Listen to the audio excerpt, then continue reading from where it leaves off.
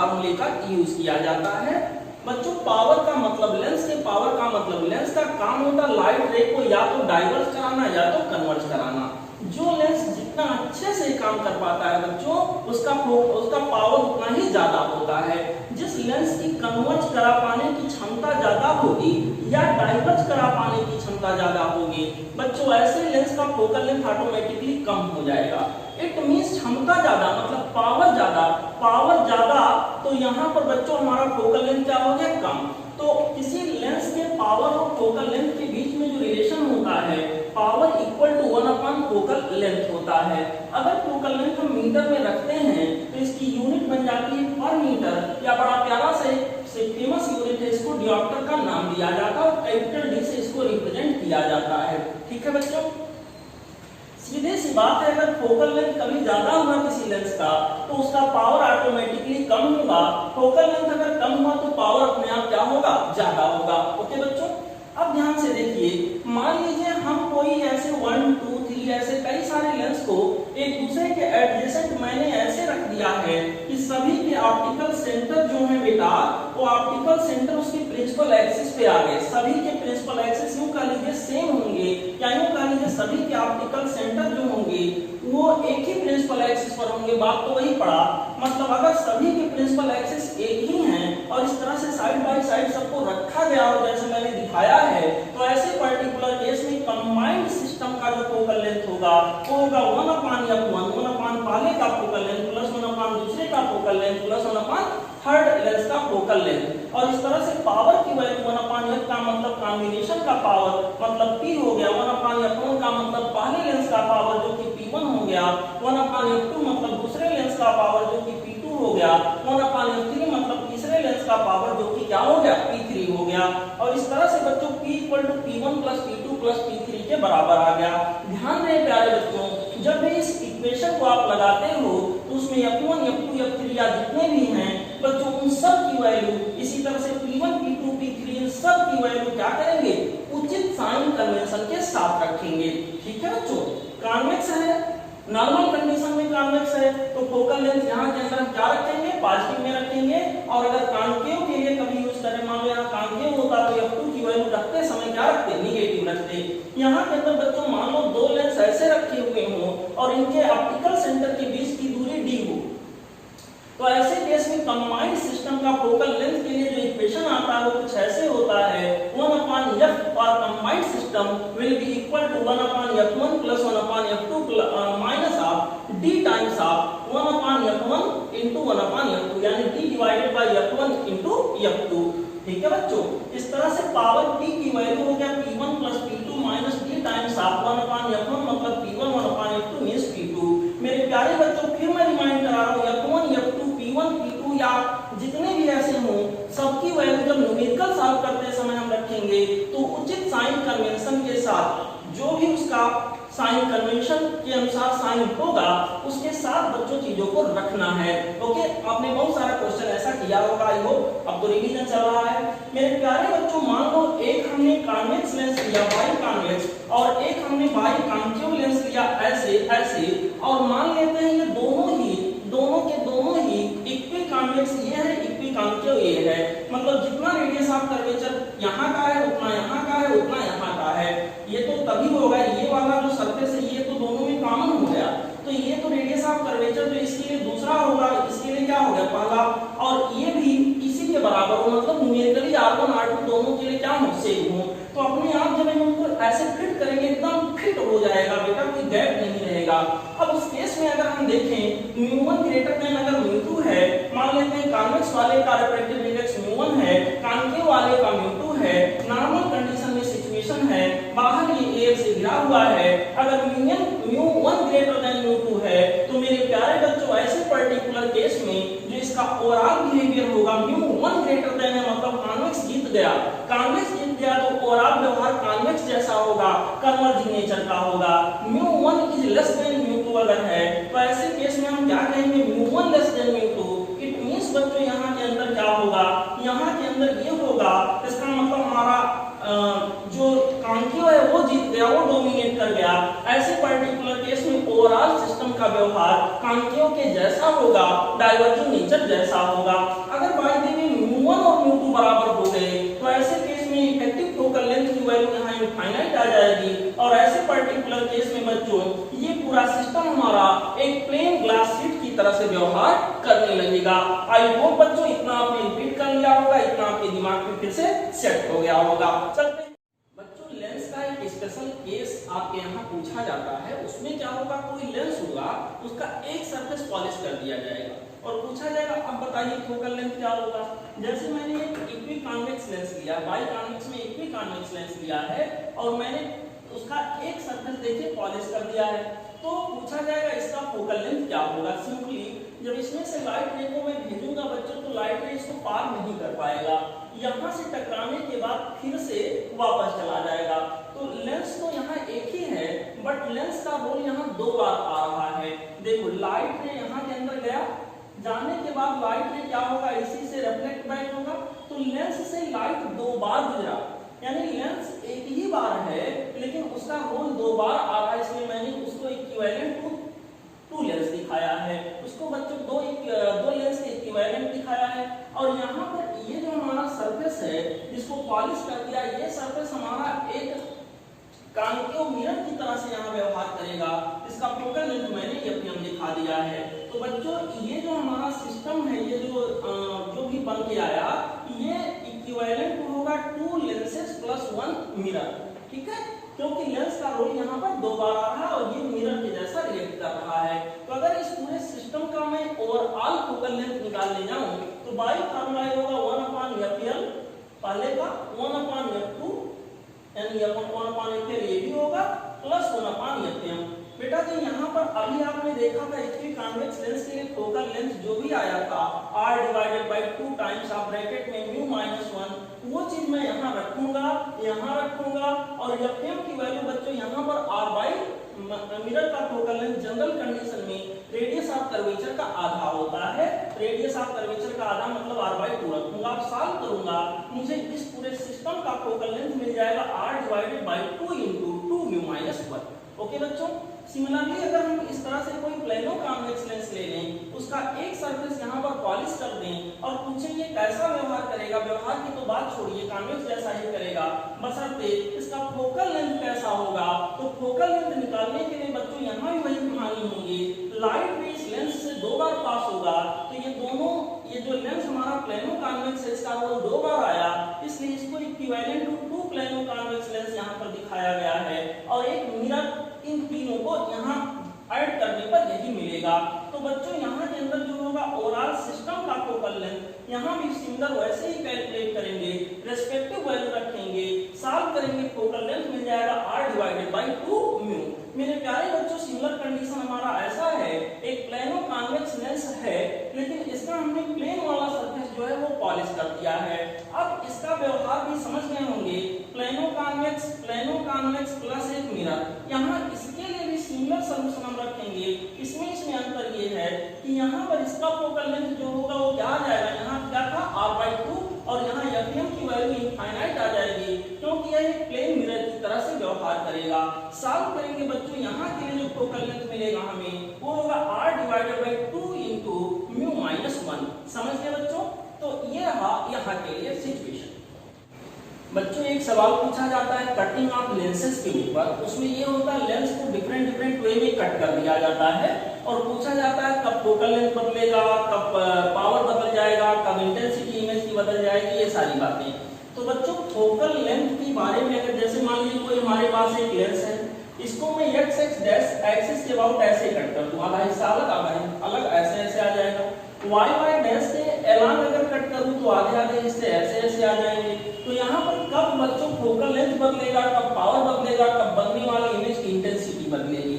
देखिए focal length depend करता है μ-in और μ-out पर, जो कि यहाँ बदल नहीं रहा है। μ-in और μ-out देखिए हर केस में सेम ही है, लेंस का मीडियम वही है, भले ही कट हो गया और बाहर का मीडियम भी वही है।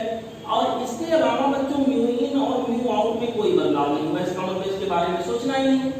यहाँ पर दूसरी बात ये है कि रेडियस ऑफ कर्वेचर बदल जा रहा है, तो रेडियस ऑफ कर्वेचर R1 और R2 के ऊपर भी पावर या फोकल लेंथ क्या होता है, डिपेंड करता है R1 R2 के ऊपर, जो कि यहाँ बदल जाएगा। बच्चों ये वाले लेंस का R1 यहाँ है और R2 इसके लिए होगा R1 R2 कुछ है, लेकिन इसके लिए देखें R1 तो वही है, लेकिन R2 क्या हो गया, इनफाइनाइट बदल रहा है। इसका मतलब ऐसे कट करने पर फोकल लेंथ क्या होगा, बदल जाएगा। लेकिन यहाँ पर अगर हम जाए देखें तो बच्चों यहाँ के अंदर ना तो R1 बदला हुआ है, कर्वेचर वही है, ना तो R2 बदला हुआ है, ना ही लेंस के मीडियम का रिफ्रैक्टिव इंडेक्स बदला हुआ है, ना ही सराउंडिंग का मीडियम बदला हुआ है। तो ऐसे केस में बच्चों जो फोकल लेंथ यहाँ था वही यहाँ होगा, जो पावर यहाँ था वही पावर यहाँ होगा, जो फोकल लेंथ यहाँ था यहाँ का फोकल लेंथ बच्चों 2 गुना हो जाएगा, यहाँ का फोकल लेंथ इसके रेस्पेक्ट में 2 गुना हो जाएगा और पावर हाफ हो जाएगी। ठीक है बच्चों, लेकिन यहाँ पर फोकल लेंथ और पावर में कोई बदलाव नहीं आएगा, इसके तुलना में सेम रहेगा। यहाँ पर इंटेंसिटी की बात करें बच्चों, कोई लेंस से जितनी ज्यादा लाइट रेज जाती है बनने वाले इमेज की इंटेंसिटी उतनी ही ज्यादा होती है। कोई लेंस से जितनी ज्यादा लाइट रेज यहाँ पर पास आउट होते हैं बनने वाले इमेज की इंटेंसिटी उतनी ही ज्यादा होती है। तो बच्चों इंटेंसिटी हम डिसाइड अगर करेंगे तो ये देखेंगे क्या लेंस का अपर्चर एरिया बदला, अगर नहीं बदला तो इंटेंसिटी में कोई बदलाव नहीं होगा। यहाँ लेंस को भले ही कट कर दिया है, लेकिन लेंस को अगर देखेंगे तो अपर्चर एरिया वही का वही रहेगा बच्चों यहाँ पर। इसलिए इंटेंसिटी जो यहाँ इमेज की बन रही थी, सिमिलर कंडीशन में अगर इमेज यहाँ बनाया जाए तो इंटेंसिटी सेम बनी रहेगी। यहाँ के अंदर बच्चों अगर इंटेंसिटी की बात करें तो अपर्चर एरिया आधा हो जाएगा, पर्टिकुलर एक का देखिए तो यहाँ के तुलना में अपर्चर एरिया हाफ हो गया है। अगर ऐसा हुआ है तो इंटेंसिटी भी जो इमेज की बनेगी सिमिलर कंडीशन में वो क्या हो जाएगा, हाफ हो जाएगा।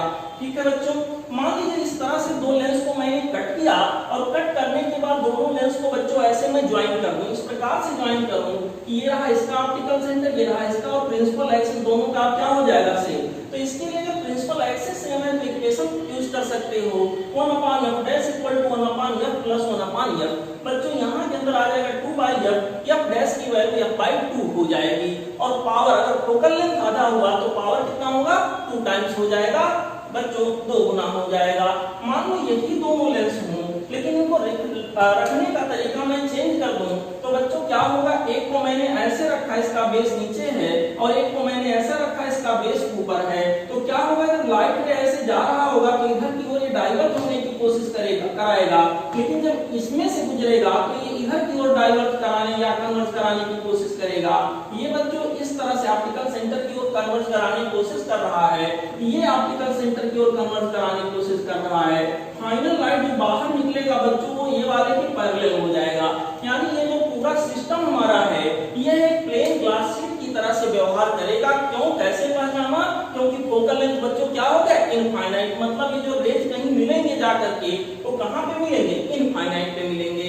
एक सवाल ये बड़ा सा कॉमन है, इस तरह से 2 प्लेनो कॉन्वेक्स लेंस लिया जाएगा और दोनों को डिफरेंट तरीके से रखा जाएगा साइड बाय साइड ऐसे। एक बार ये देखिए, एक का प्लेन सरफेस अगले के कॉन्वेक्स सरफेस से, इसका कॉन्वेक्स सरफेस अगले के कॉन्वेक्स सरफेस से, एक का प्लेन सरफेस अगले के प्लेन सरफेस से, इस तरह से बच्चों चिपका के रखा गया है। तो यहाँ के अंदर जो focal length f1 f2 f3 हमारे पास होगा बच्चों वो इन तीनों के लिए क्या आएगा, सेम आएगा। कंबाइंड इसका मान लिया f1 है, इस कॉम्बिनेशन का मान लिया f2 है, इस कॉम्बिनेशन का मान लिया f3 है। तो याद रखिएगा इसका सीधे यहाँ के अंदर f1 f2 f3 बच्चों सेम होगा। क्या इन तीनों का अगर रेशियो पूछा जाए मेरे प्यारे बच्चों तो क्या हो जाएगा, 1:1:1। बच्चों एक सवाल ये पूछा जाता है, कोई लेंस दे देगा और उसमें जो है उस लेंस का जो मटेरियल होगा वो थोड़ा बदल के होगा। कहने का मतलब लेंस के मटेरियल आधा देखिए, आधा मटेरियल जो है उसका रिफ्रैक्टिव इंडेक्स μ1 है, बाकी हाफ जो है उसका रिफ्रैक्टिव इंडेक्स μ2 है। तो बच्चों अगर ये मटेरियल का रिफ्रैक्टिव इंडेक्स अलग-अलग है तो इतने पार्ट का फोकल लेंथ अलग होगा और इतने पार्ट का फोकल लेंथ अलग होगा। तो ये वाला जो है लाइट रे को कहीं और कंसंट्रेट करेगा और ये वाला लाइट रे को कहीं और कंसंट्रेट करेगा। इसका मतलब ये होगा कि इन दोनों के द्वारा अलग-अलग किसी ऑब्जेक्ट का इमेज बनाया जाएगा। मेरे प्यारे बच्चों ऑब्जेक्ट एक ही होगा, उसका यहाँ 2 इमेज बनेगा। क्यों, क्योंकि यहाँ 2 टाइप के रिफ्रैक्टिव इंडेक्स हैं, 2 टाइप के मटेरियल यूज किए गए हैं। ठीक है, इसी तरह से यहाँ μ1 μ2 μ3 यहाँ ये भी condition μ1 is not equal to mu 2 is not equal to mu 3। अगर ऐसा है तो यहाँ के अंदर बच्चों तीनों पार्ट का अलग अलग फोकल लेंथ होगा और तीनों अलग अलग जगह ऑब्जेक्ट का इमेज बनाएंगे। इसका मतलब एक ही ऑब्जेक्ट का 3 इमेज बनेगा, लेकिन इमेज की इंटेंसिटी जो 3 बनेंगे उनकी इंटेंसिटी ओरिजिनल इमेज जो एक बनता उससे कम होगा। मान लीजिए पूरा एक ही मटेरियल होता तो वहां से जो इमेज बनता उसकी तुलना में ये इंटेंसिटी तीनों इमेज की क्या होगी, कम होगी। मान लीजिए बच्चों मैंने एक एग्जांपल लिया, कोई इस तरह से लेंस है, इसमें 1 2 3 4 रीजन दिखाए गए हैं। पहले रीजन का 1.2 है, अगले का 1.3, अगले का 1.4, अगले का 1.6, ये रेफ्रेक्टिव इंडिसेस हैं। तो बच्चों अगर मैं आपसे पूछूं कितना इमेज यहाँ ये लेंस बनाएगा किसी ऑब्जेक्ट का, इसके सामने कोई ऑब्जेक्ट रखोगे तो 1.2, 1.3, 1.4, 1.6 4 टाइप के यहाँ मटेरियल हैं। एक ही ऑब्जेक्ट का कितना इमेज बनेगा, 4 इमेज, 4 इमेज यहाँ के अंदर बन करके आएगा। मान लो मैंने एक एग्जांपल लिया 1.3, 1.5, 1.3, मैं पूछूं इसके सामने अगर कोई ऑब्जेक्ट रखूं तो उस ऑब्जेक्ट का कितना इमेज बनेगा, जवाब होगा, आप सोच रहे होंगे शायद 3। अगर ऐसा सोच रहे हैं तो गलत है, अगर आप सोच रहे हैं 2 तो ये सही है। बच्चों यहाँ पर हमें मटेरियल ऐसे नहीं गिनना होता है, हमें टाइप ऑफ मटेरियल गिनना होता है। यहाँ का 1.3 और यहाँ का 1.3 है तो ये दोनों तो टाइप एक ही हुआ ना, इसको एक ही काउंट करेंगे, प्लस एक ये हो गया। तो यहाँ पर एक ऑब्जेक्ट का कितना इमेज बनेगा, 2 इमेज बनेगा, ना कि 3। तो आप लोग ऐसे मत गिनिएगा, केवल लेकर इसको गिनिएगा कि ये कितने टाइप का है। अगर कहीं 2 या 3 रिपीट हो रहे हैं तो जितनी बार रिपीट होगा उसको केवल एक काउंट करिएगा, आपको नंबर ऑफ इमेज पता चल जाएगा।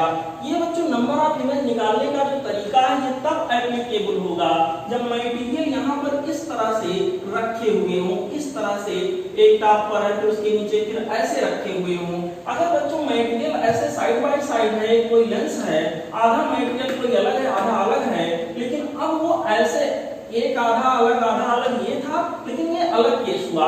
अब इसके सामने अगर मैं कोई ऑब्जेक्ट रखूंगा तो इन दोनों के कॉम्बिनेशन का फोकल लेंथ कहीं एक ही पॉइंट पे जाएगा, मतलब एक ऑब्जेक्ट का एक ही इमेज यहाँ के अंदर बन के आएगा। तो बच्चों ये जो इमेज की संख्या निकालने का मैंने तरीका आप सबको बताया वो तब लागू होगा जब मटेरियल ऐसे अरेंज किए गए हों, ना कि ऐसे। मान लीजिए बच्चों एक सवाल ऐसे पूछा जाए कि कोई एक लेंस है, वो ट्रांसपेरेंट लेयर से, कोई ऐसा लेयर ट्रांसपेरेंट से इसकी कोटिंग कर दी गई है कि बच्चों ये कोटिंग बहुत पतला सा, बहुत थिन कोटिंग कर दी गई चारों तरफ से। यहाँ पर पूछा जाएगा इसके फोकल लेंथ और पावर पर क्या प्रभाव पड़ेगा, जो इमेज बनेगा उसकी इंटेंसिटी पर क्या प्रभाव पड़ेगा, ये सारी बातें।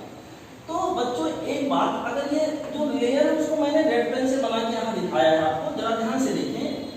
ऐसा महसूस हो रहा है जैसे ये रेड वाला हिस्सा इधर से देखने पर कॉन्वेक्सो कॉन्केव और इधर से देखने पर कॉन्केव कॉन्वेक्स।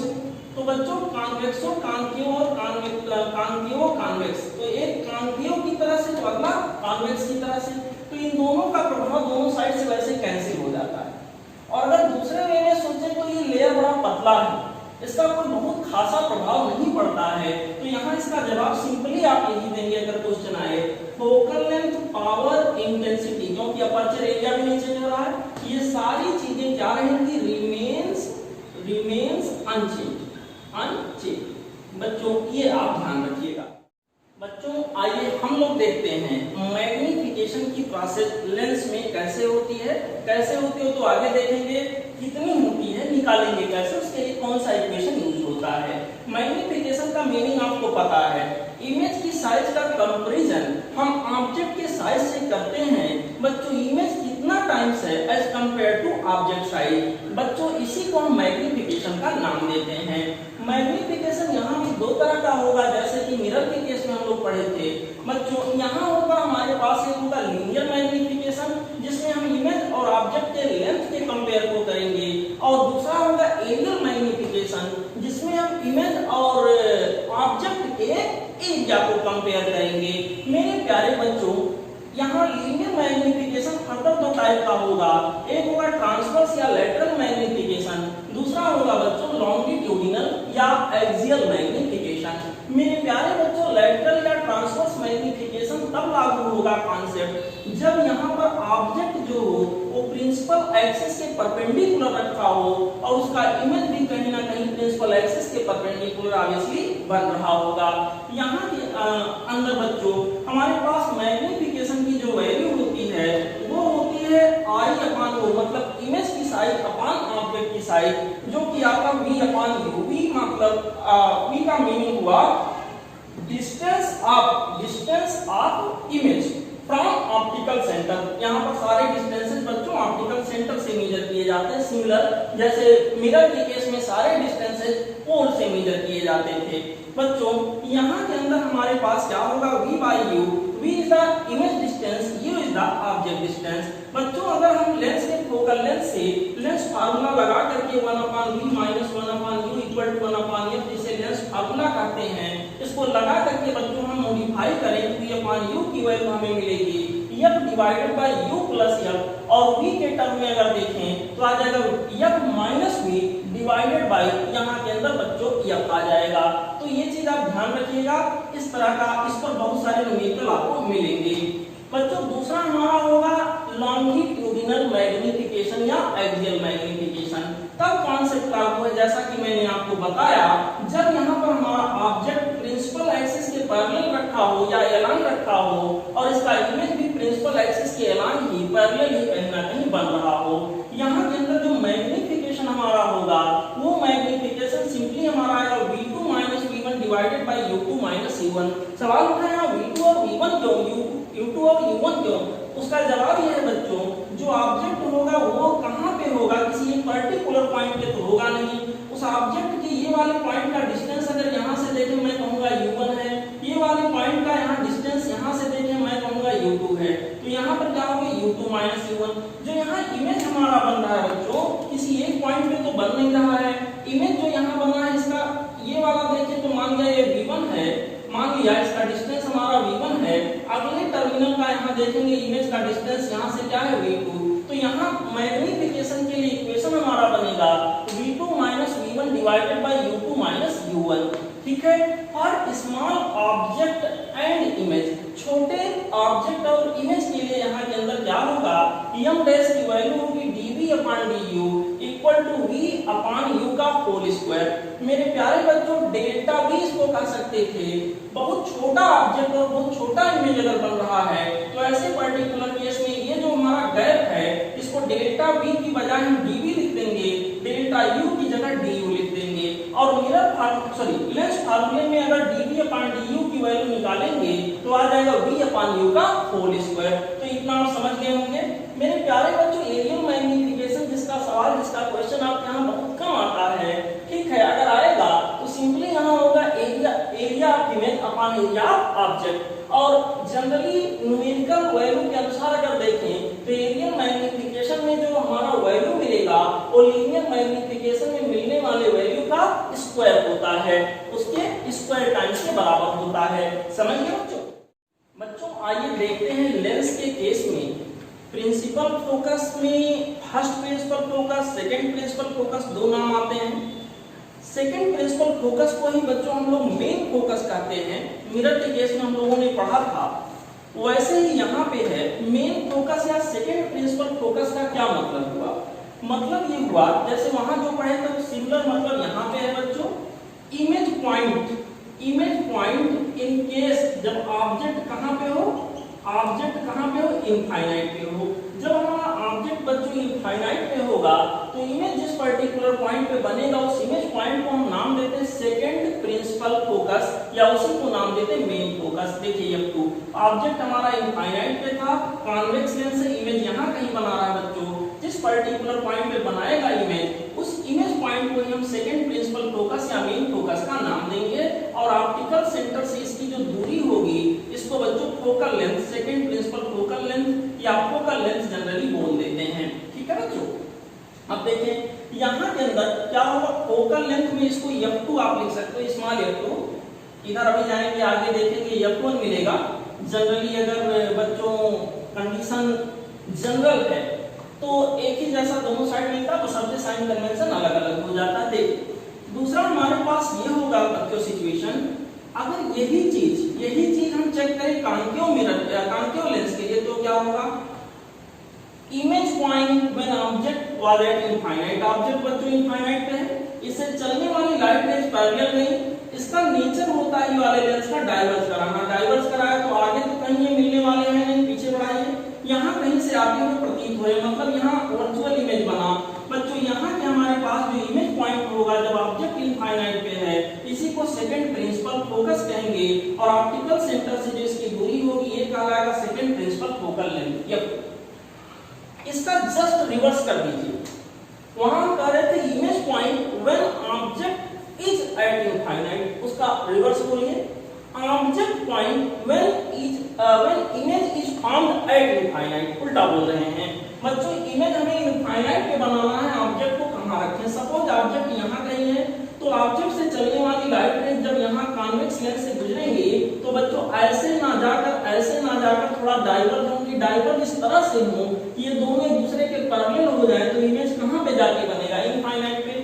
बच्चों ऑब्जेक्ट पॉइंट जब इमेज कहां बने, इनफाइनाइट में बने, तो उस ऑब्जेक्ट पॉइंट को हम नाम देंगे first principal focus. Okay, similarly अगर हम कॉन्केव लेंस का एग्जांपल लेके समझने का प्रयास करें तो यहाँ पर मान लीजिए ऐसे डाइवर्जिंग नेचर कन्वर्जिंग नेचर की लाइट रेज आ रहे हैं, ये क्या कराएगा, थोड़ा डाइवर्ज कराएगा, थोड़ा डाइवर्ज कराएगा, इस तरह से डाइवर्ज करा दे, ये जाके कहाँ मिले, इनफाइनाइट पे।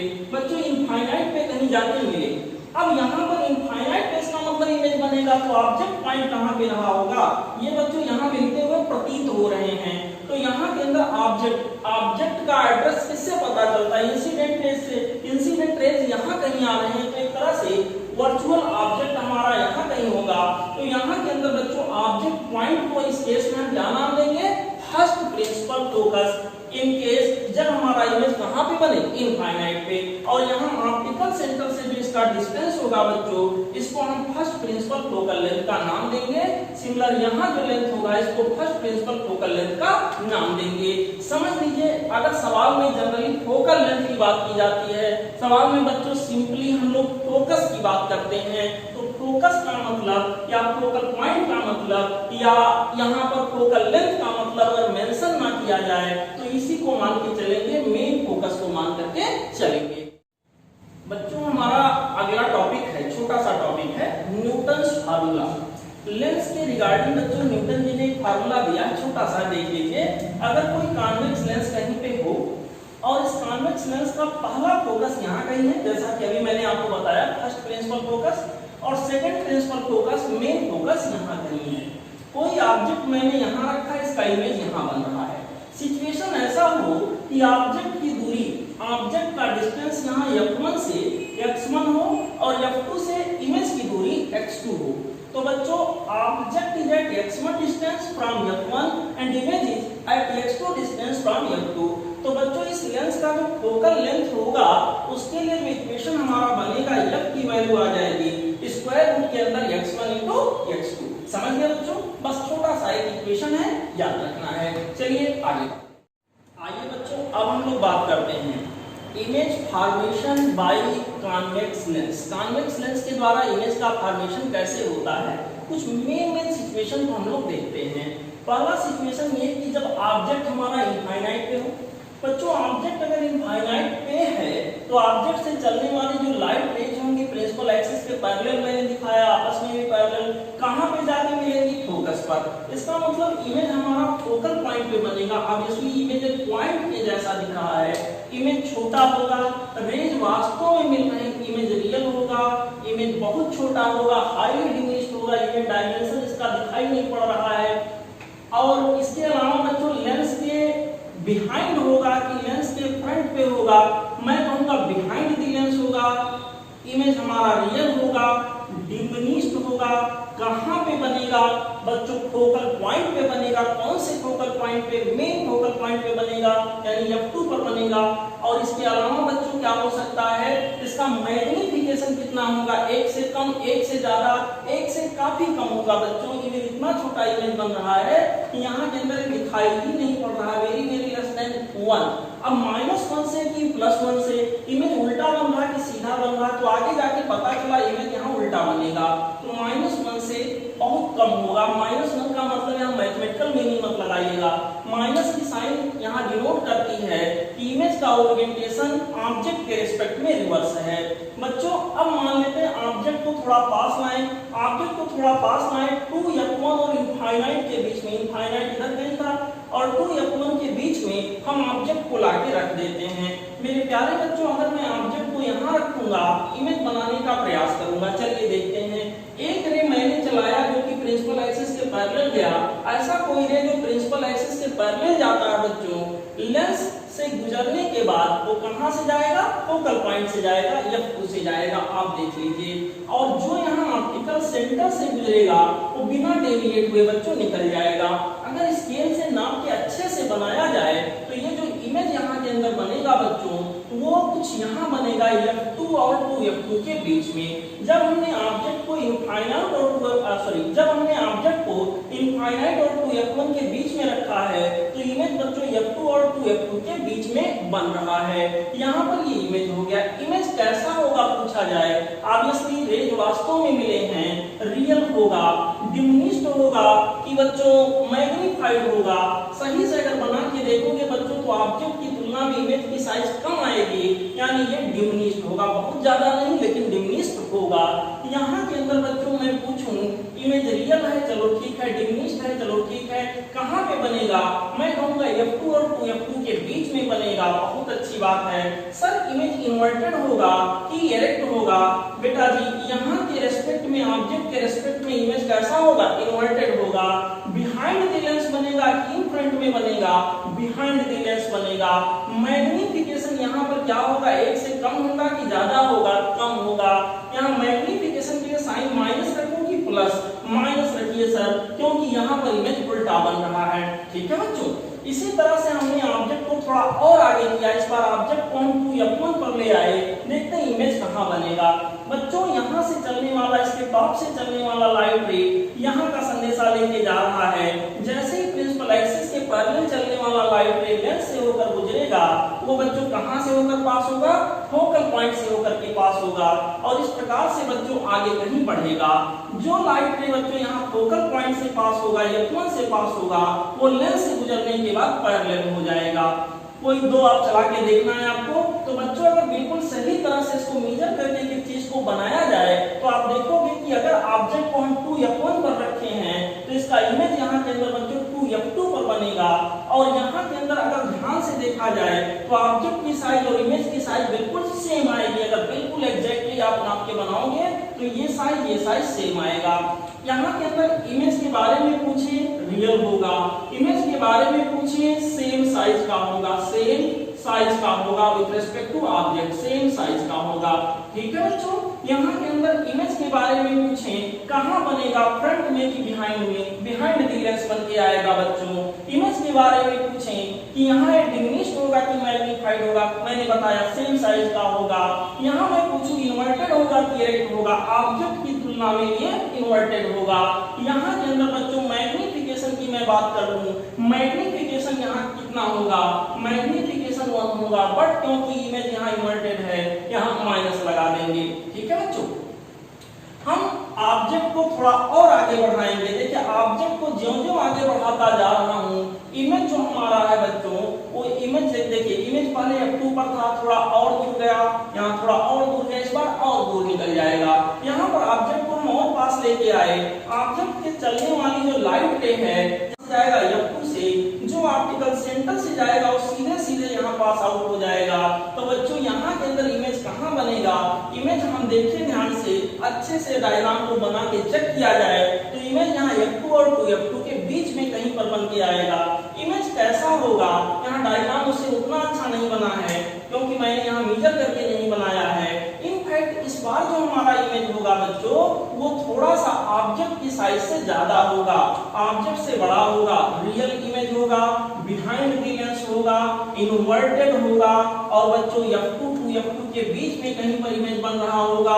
और यहाँ पर मैग्निफिकेशन की अगर बात करें तो ग्रेटर देन कह सकते हैं, ग्रेटर देन 1 होगा, 1 में -1 ले लीजिए क्योंकि इन्वर्टेड है।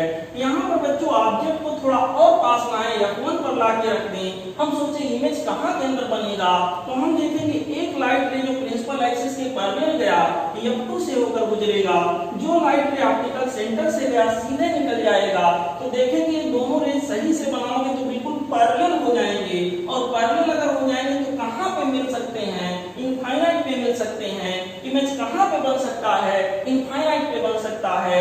इमेज जो भी बनेगा वो हाईली मैग्नीफाइड होगा। फिलहाल वास्तव में यहाँ इमेज बनता ही नहीं है, लेकिन ठीक है, इमेज अगर पूछे कैसा कहीं बनेगा तो कैसा बनेगा? वास्तव में मिलेंगे, रियल होगा, हाईली मैग्नीफाइड होगा बच्चों। और इसके अलावा यहाँ पर इन्वर्टेड होगा। इसके अलावा जो जो बातें हैं बिहाइंड द लेंस होगा, और magnification very very greater than -1। अब ये लास्ट वाला जो केस आता है बच्चों, ये सबसे खास हो जाता है। यहाँ सारी चीजें जो अभी तक परंपराएं चल रही थी वो रिवर्स हो जाती हैं। देखिए इस बार ऑब्जेक्ट को मैं F1 और ऑप्टिकल सेंटर के बीच में रखने जा रहा हूँ। ऐसा मैं करके देखूं तो ऑब्जेक्ट के टॉप से चलने वाला लाइट रे F2 से होकर गुजरेगा, और बच्चों यहाँ पर ये जो प्रिंसिपल एक्सिस के पैरेलल गया था F2 से गुजरा, और यहाँ पर जो ऑप्टिकल सेंटर से जाएगा वो बिना डेविएट हुए सीधे निकल जाएगा। मेरे प्यारे बच्चों, इनको इधर मिलने की पॉसिबिलिटी तो है नहीं, पीछे बढ़ाइए, यहाँ नहीं मिलेंगे। इस बार जो इमेज हमारा होगा, देखिए कैसा बना? रियल नहीं बना, कैसा बना? वर्चुअल बना, क्योंकि रेज वास्तव में नहीं मिल रहे, मिलते हुए प्रतीत हो रहे हैं। बच्चों यहाँ इमेज हमारा वर्चुअल होगा, इमेज यहाँ डायरेक्ट होगा। इमेज यहाँ पर बच्चों सेम साइड में बनेगा ऑब्जेक्ट के, या कह लीजिए या कह लीजिए इसके फ्रंट पे बनेगा। इसके बच्चों फ्रंट पे बनेगा, लेंस के फ्रंट पे बनेगा, और ये डायरेक्ट होगा, ना कि इन्वर्टेड होगा, और मैग्नीफाइड होगा। मैग्निफिकेशन यहाँ पर वेरी ग्रेटर देन या ग्रेटर देन कह लीजिए +1 होगा। यहाँ के अंदर बच्चों ये सिचुएशन बना।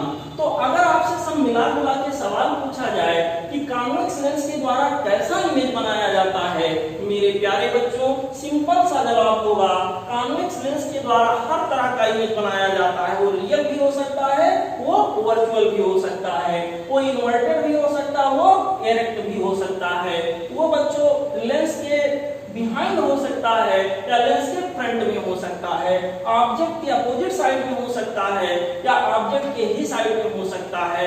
यहाँ पर वो डिमिनिश्ड भी हो सकता है, वो सेम साइज का भी हो सकता है ऑब्जेक्ट से, वो मैग्नीफाइड भी हो सकता है।